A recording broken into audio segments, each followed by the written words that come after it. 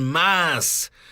Esta persona fue puesta en el programa de protección de testigos contra su voluntad por 2000 años. Su nombre, Yeshua en hebreo, Jesús en español. Y mi invitado dice que es momento de sacar a Jesús, el una vez llamado Rey de los Judíos, fuera del programa de protección de testigos.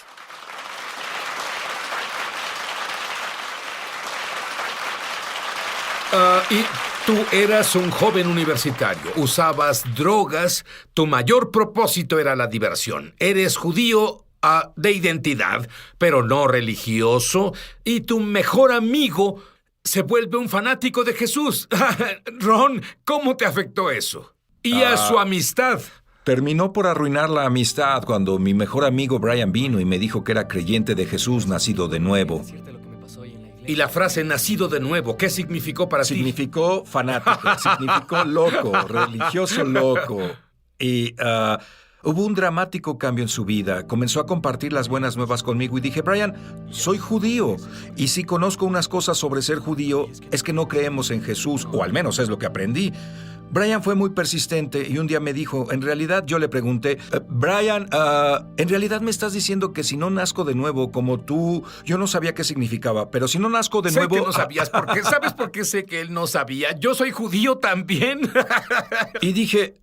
¿tengo que nacer de nuevo para ir al cielo? Yo no creía en el cielo, no creía, pensaba que tal vez había un Dios, pero ciertamente no lo conocía. Y Brian me miró y dijo, Ron, sí, debes nacer de nuevo. Y cuando dijo eso, supe que era verdad. No sé cómo supe eso, pero me dio el susto de mi vida. Y dije, Brian, no hay nada en la Biblia sobre nacer de nuevo. Lo que en realidad es gracioso, porque nunca leí el Nuevo Testamento, ni siquiera el Antiguo Testamento. Dije, no hay nada en la Biblia sobre nacer de nuevo. Él abrió el Nuevo Pacto en Juan capítulo 3, donde Yeshua dice, te aseguro que quien no nazca de nuevo no puede ver el reino de Dios. Eran como espadas saliendo del cielo. Yo no supe qué hacer. Pero él quería estar bien con Dios. Sí hay un Dios. Él no sabía qué hacer. Él estaba en la universidad y un día otro amigo que es cristiano lo lleva a una película cristiana. ¿Qué pasó? Bueno, mi amigo Dean descubrió que yo era un creyente y tuvimos una conversación unos días antes sobre Yeshua, sobre Jesús, y al conversar de repente sentí la presencia de Dios. No sabía qué era, nunca la había sentido, pero había una increíble paz sobrenatural. Él dijo, Ron, quiero llevarte a ver una película sobre Jesús. 2 días después, fuimos a ver la película en Durham, Carolina del Norte. Y al final de la película, ambos llorábamos. Era una película poderosa dentro de lo que cabe, pero al fin una película. No iba a volverme un nacido de nuevo por una película. Conducíamos a casa y nadie habló. Y estábamos a media hora de camino. Era 1 hora de regreso a la escuela y dije, Dios, tengo que saber la verdad. ¿Es Jesús el Mesías? ¿Y debo volverme un judío ortodoxo o un budista? O enséñame cómo servirte y lo haré. Y lo siguiente que recuerdo es a Dean perdiendo el control del auto. Comenzó a derrapar de lado a lado. Se volteó en una zanja. Por Dios, fue una pérdida... Fue pérdida total. ¿Estabas herido? Sin un rasguño, ninguno de los dos. Y esa fue la primera oración. Ahí me di cuenta que la oración es poderosa. Y salimos del auto, caminamos, había una sola casa en kilómetros y tocamos la puerta y...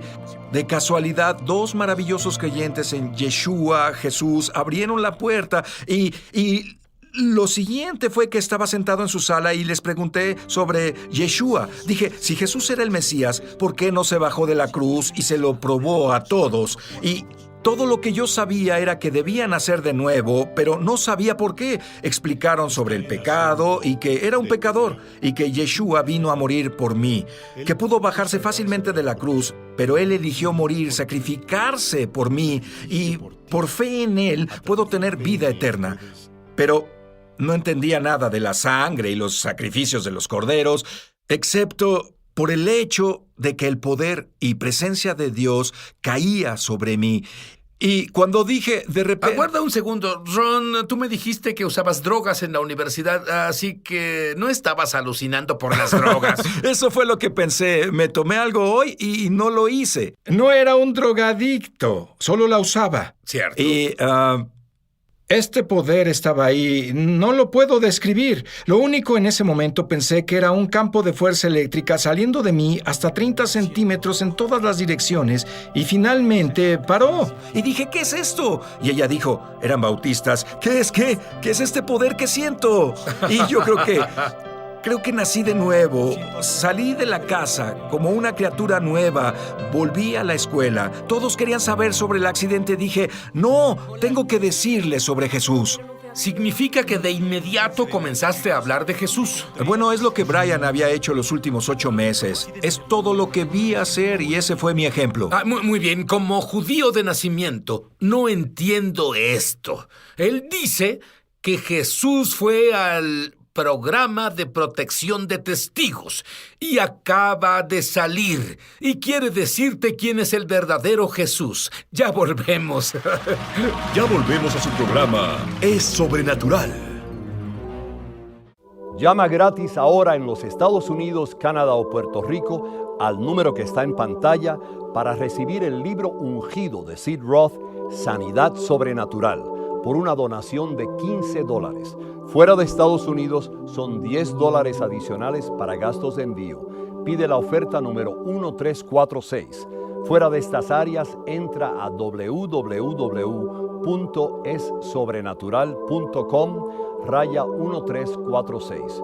Durante 35 años, Sid Roth, un judío creyente en Jesús el Mesías, ha estado investigando milagros de sanidad para la radio, televisión y publicaciones. Y él ha recopilado 10 de los milagros de sanidad más excepcionales y médicamente confirmados que jamás se hayan incluido en un mismo libro. Por medio de este libro ungido, tu fe aumentará al leer estos poderosos testimonios. La unción de sanidad en cada... Estamos de regreso a su programa Es Sobrenatural. Y Ron Cantor, universitario judío, buscaba diversión en las drogas de las que toda la universidad usaba. Tiene un encuentro donde electricidad pasa por su cuerpo. Sabe que Jesús es el Mesías. Vuelve a la universidad y lo primero que hace es decir a todos que Jesús es el Mesías. Ron, ¿qué le dirías a un judío que nos vea en este momento la mejor razón del por qué Jesús es el Mesías o qué deben hacer? Bueno, diría, piensa por ti mismo. Una de las primeras cosas que los judíos hacen cuando están intrigados con la persona de Jesús es ir con el rabino, quien busca lo que los sabios y los eruditos antes que él pensaron, pero rara vez alguien piensa por sí mismo. Lo que hice, fui a la Biblia y comencé a leerla por mí mismo, y verás, descubrí que Yeshua fue en verdad involuntariamente puesto en un programa de protección de testigos, y que el pueblo judío en el mundo no entendería que este hombre Jesús, a quien más de 1,000 millones de gentiles siguen, no solo era judío, todos sus seguidores eran judíos. Es más, este es un hecho increíble, Sid. Cuando nací de nuevo en 1983, lo primero que me dije fue, creo que ya no soy judío. Ahora creo en Jesús a través de ósmosis, y creciendo en la sinagoga nos hacen creer que no puedes mezclar a Jesús y el judaísmo y... Al comenzar a leer el Nuevo Pacto, todos eran judíos. La primera iglesia entera eran judíos. En los días del Shavuot, cuando el Espíritu Santo cayó en Jerusalén, Pedro, cuyo nombre real era Cefas, que significa roca, se levantó y predicó a miles y miles de judíos. Sabemos que al menos 3,000 judíos ese día se volvieron creyentes, eran creyentes y fueron sumergidos en agua. Sabemos que muchos años después, Pablo visitó Jerusalén y Jacob, que es en realidad el nombre de Santiago, nadie le llamaba así, es un gran nombre para un mayordomo chofer, pero no para el hermano del Mesías israelí judío. Su nombre era Jacob. Mi Biblia dice Santiago, ¿cómo es eso? Bueno, es porque hay una mala traducción. La mayoría de las Biblias en otros idiomas en realidad lo llaman apropiadamente Jacob. Ese es su nombre. De hecho, el griego para Santiago y Jacob son muy cercanos y cuando los eruditos del rey James fueron autorizados para traducir la Biblia, sustituyeron Icamus por Icabus. Así que... Muy bien, suena como Icabod para mí, pero continúa. Una historia sobre Santiago, Pedro, Pablo y María, que no es una historia judía. Cuando este chico llamado Pablo, quien a muchas personas les enseñan que se llamaba Pablo, quien nació de nuevo y cambió de Saulo a Pablo para deshacerse del horrible nombre hebreo y luego tomar un hermoso nombre cristiano, y claro, no había nombres cristianos en ese tiempo. Pablo era solo un típico nombre romano en latín. Pero él no cambió su nombre. La Biblia dice que Saulo, quien también era llamado Pablo, tenía dos nombres, tal como yo y tal como tú. Como judío crecimos fuera de Israel con un nombre. Mi nombre es Ron, como me llaman las personas en muchos países del mundo. Pero también tengo un nombre hebreo, Hayam, que significa vida, por cierto. Pablo tenía dos nombres, pero este Pablo Saulo llegó a Jerusalén, conoce a Jacob, el hermano de Yeshua. Esto comienza a ser tan judío como algo tan judío se volvió. ¿No podemos ser judíos y creer en él? No tiene sentido para mí. Bueno, así pasó. Déjame terminar rápidamente. Él vino y encontró a Jacob. Jacob dice a Pablo: mira las decenas de miles de judíos que hay aquí en Jerusalén. Han creído y son celosos de la Torá. Hubo un avivamiento judío en Jerusalén, en la gran, lo que llamamos el área del Gran Tel Aviv y hoy Galilea. Es algo gracioso. Dije antes, en 1983, creía que ya no era judío hasta que comencé a leer la Biblia. Pero en el Nuevo Pacto, la gran controversia no era si un judío puede creer en Jesús y seguir siendo judío, era un gentil puede creer en Jesús sin primero volverse judío. Había muchos evangelistas diciendo a los gentiles: quien quiera entrar al reino, grandioso, pueden entrar, pero tienen que circuncidarse y volverse judío. Tuvieron un gran consejo en Hechos capítulo 15, no para decidir si los judíos seguían siendo judíos. Por supuesto, Pedro, Pablo y Jacob, claro que seguían siendo judíos. Tuvieron que decidir: los gentiles primero deben convertirse en judíos. ¿Y cómo fue que todo esto se distorsionó? Y francamente, lo que veo es la diferencia que hace para el pueblo judío descubrir que Jesús es uno de nosotros. Yeshua es hijo de un buen carpintero judío. ¿Sabes? Eso lo entiendo. Pero, ¿qué diferencia hace para un gentil que es un creyente en Jesús saber estas cosas? Debido a que amas a Yeshua, quieres saber quién es y quieres saber todo. Me casé hace 25 años y sigo descubriendo maravillosas cosas de mi esposa.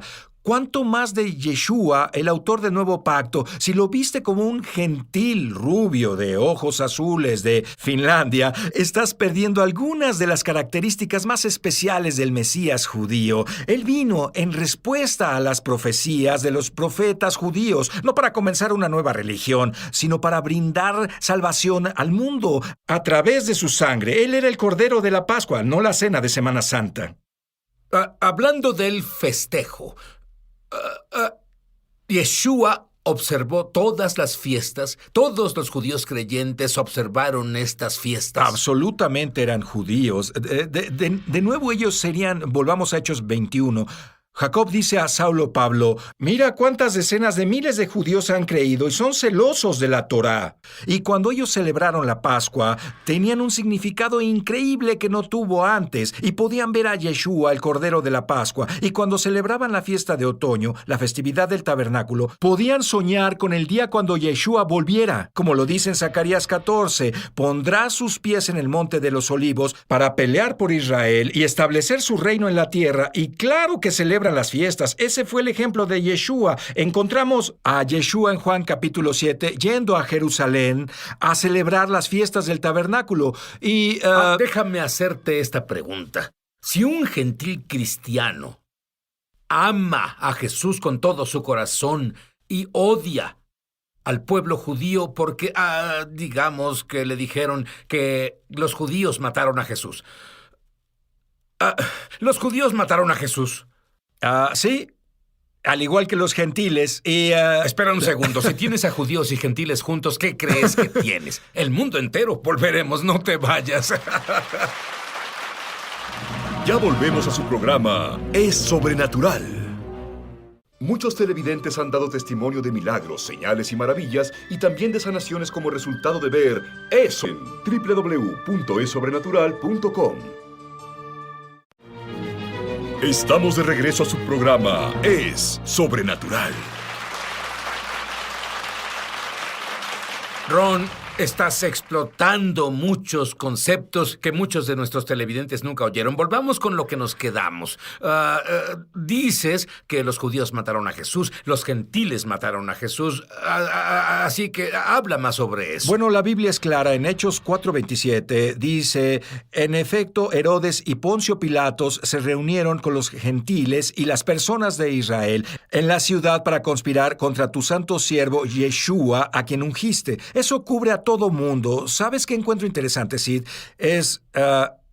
Nadie va a Roma a culpar a los romanos por matar a Jesús. No fueron los judíos quienes pusieron clavos en las manos y pies de Yeshua. Fueron los soldados romanos, pero nunca oyes sobre alguien yendo a Roma a decirles asesino de Cristo. Siempre son los judíos. Pero al final del día, yo sé quién mató a Jesús. Fui yo.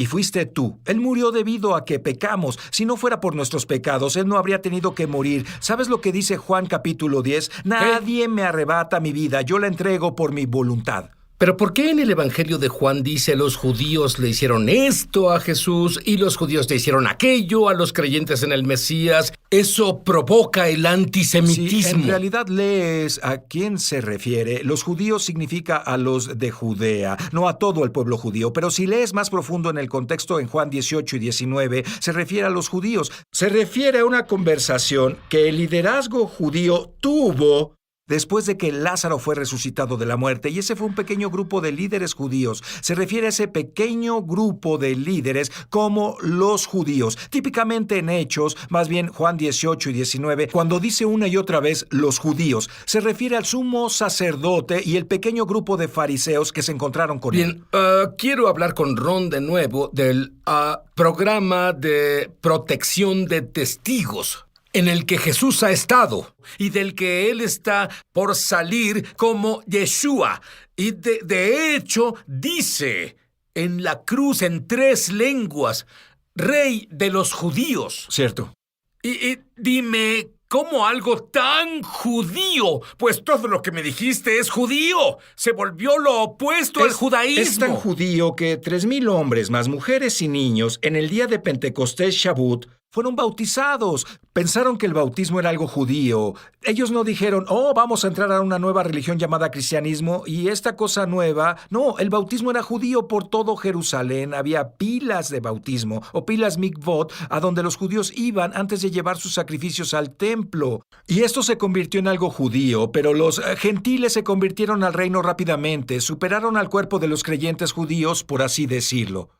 No superaban en número. Absolutamente. Y luego en el año 49, Claudio, el emperador romano, expulsó a todos los judíos de Roma.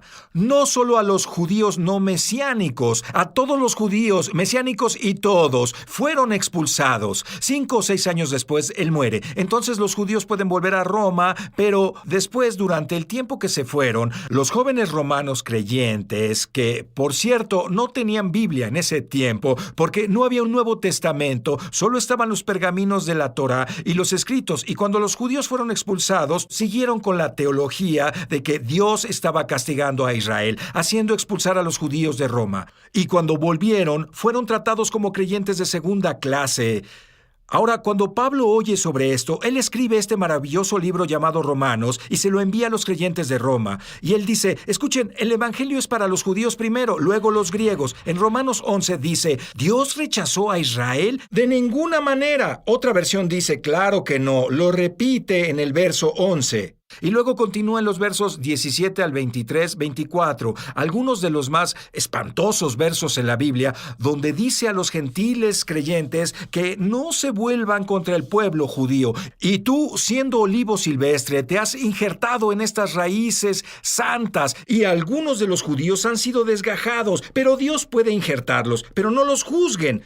No sean arrogantes, citó. No sean arrogantes, teman a Dios, que puede injertarlos de nuevo. Y así que le avisó a la iglesia gentil. No creo que estuviera hablando a unos pocos romanos creyentes durante ese tiempo. Él le hablaba a la iglesia de todo tiempo. Y decía que no se pusieran en contra del hermano mayor Israel. Así habla con un pastor gentil que está en contra de que el pueblo judío tenga la tierra de Israel, en contra del judío porque está por siempre maldito. Habla con él por un minuto. Si amas a Yeshua, si amas a Jesús, debes darte cuenta que amas a un judío. Amas al escritor de la Biblia que dice que Dios nunca puede rechazar a Israel, solo si el sol desaparece, la luna desaparece. Jeremías capítulo 31 dice, entonces Dios rechazará a la nación de Israel. Te exhorto a que leas las Escrituras desde cero. Deja que tu mente se limpie de lo que has aprendido sobre la teología del reemplazo y lee la Biblia sin que nadie más te diga lo que significa, al igual que desafío a los judíos a leer el Antiguo Testamento y preguntarse, aparte del rabino o alguien más, ¿es Yeshua el Mesías prometido? Te desafío a leer la promesa de Dios a Israel.